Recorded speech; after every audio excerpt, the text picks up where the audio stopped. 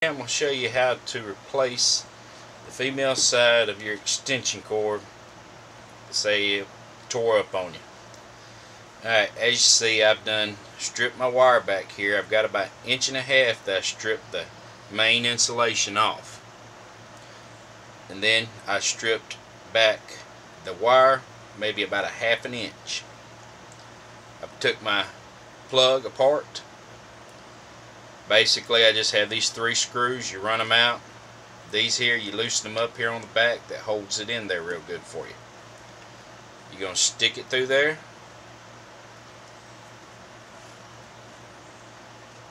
Now, you got your green screw here for ground. Always remember, green is ground. Tighten it down on it. Pull on it a little bit, make sure it's in there good. Then you got a silver screw. That is going to be for your white, your neutral side.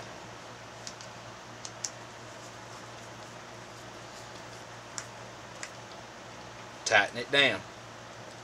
Then on your hot wire, it's going to go on your brass. Always remember, black on brass.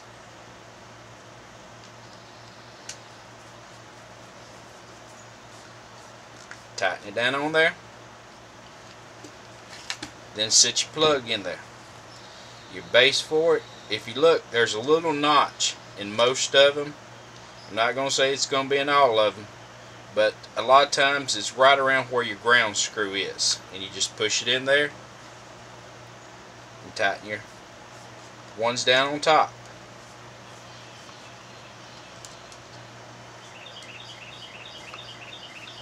And you want to tighten the back down on your insulation. Now whenever you've stripped your insulation off there, you want to make sure that you have enough in there to where this is going to hold it down on there, your clamp on there.